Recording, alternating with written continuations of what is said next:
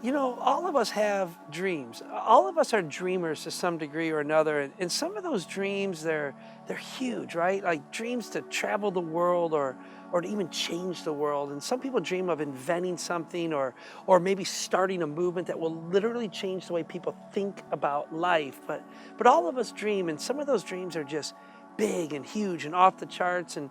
But other dreams are small, and maybe they seem insignificant to other people, but they're your dreams. You got a dream in life. And, you know, this may sound a little bit funny, but I have dreams. I have some pretty big dreams in life. You know, one of those dreams is to grow something. And I don't mean just like to grow a church. I mean, I've been working on that for a long time, but I don't want you to laugh at this, but this is a true thing. I want to grow things. I want to figure out how to be a farmer.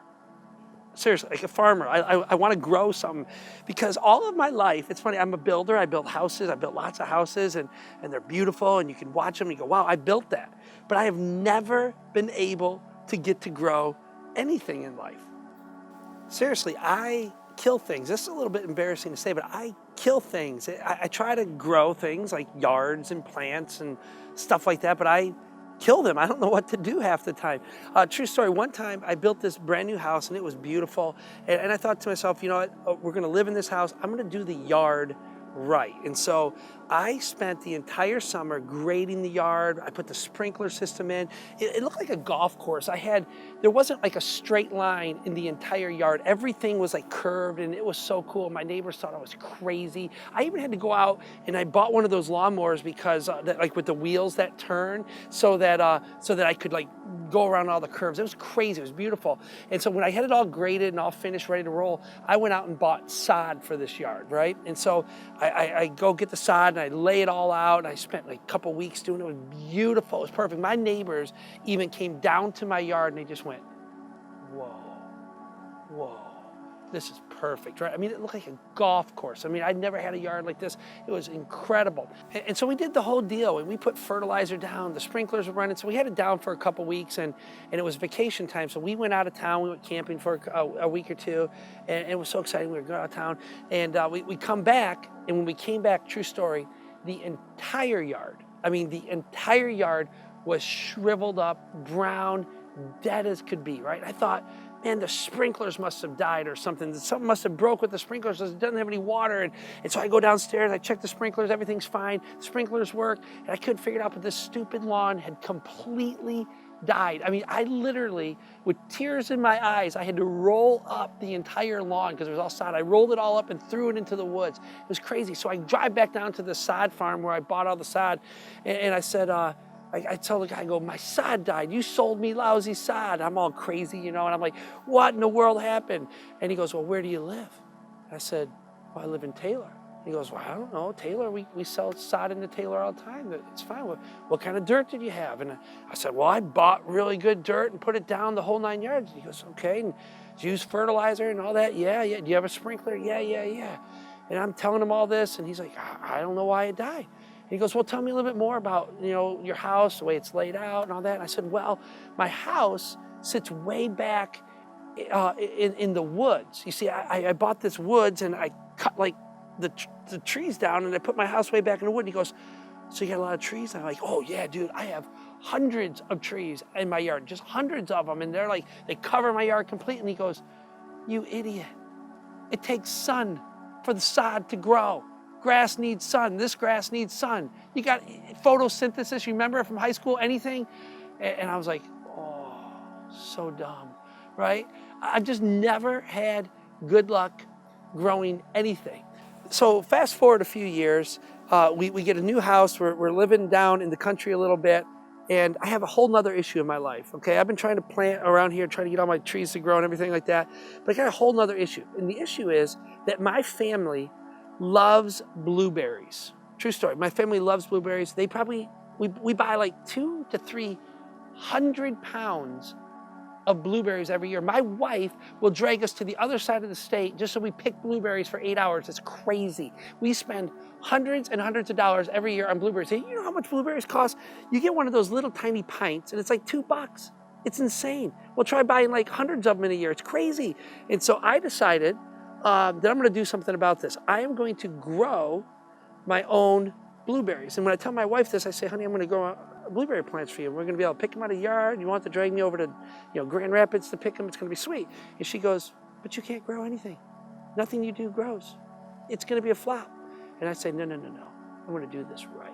So I go on the internet and I learn, I study, I figure it all out. And so I planted a whole blueberry patch. So this may seem a little bit weird to do in church, but I want to show you my blueberry patch. I think this is pretty cool. So come check this out. I'm pretty excited about my blueberries. I love my blueberries. I've become kind of fatherly with my blueberries. See, this is our side yard, and from what I understand, it is perfect to grow blueberries. You see, I did all the research online, and blueberries need all kinds of sun. And so the problem with our yard, though, is it's 100% clay. It's like rock hard, rock and clay. That's what it is. And so a buddy of mine came over from church, a great guy, and he's got this big old tractor with an auger, and he digs all these holes for us. So he digs us 50 holes, and this is our little blueberry plant, right? This is our patch, and I'm so proud of this patch. Do not mock my blueberry patch. This is beautiful, right? This is gonna save me hundreds of dollars eventually. Not at first though, because I've spent a lot of money getting these things to grow. But the research is interesting on this stuff. They need all kinds of things. So I have done everything I can to help these guys grow, and yet I have lost, I think 13 plants so far. So I went out and bought new ones and put them back in because I'm going to have a perfect blueberry patch one day. And so it's interesting what it takes to make these things grow. You gotta have the good dirt, and we went out and bought good dirt. We bought farmer's dirt. I never even heard of such a thing, but there's like this farmer's blend of dirt, and it's got organic stuff in there that all makes it grow. And I even read online that you put coffee grounds. I'm not a coffee drinker, but a lot of people here at Metro are coffee drinkers, and we got this little place called Baxter's. And so I went into Baxter's. I said, I need all your coffee grounds, for a whole bunch of them. So they gave me these huge tubs of coffee grounds, and I mixed it in with all the soil, and I come out here and I water them, and I talk to them, and I caress them. And I mean, these are like my little baby girls here. I mean, I love these things, and yet I've lost 13 of them. So we go on vacation, right? And we go out of town, and I don't care about our house. I don't care about any of our stuff. I just call my family and I say, hey, you got to go over and water my blueberry plants because I don't want any of them to die. So I get back from vacation, and all of them were alive except for one. This little guy right here has died.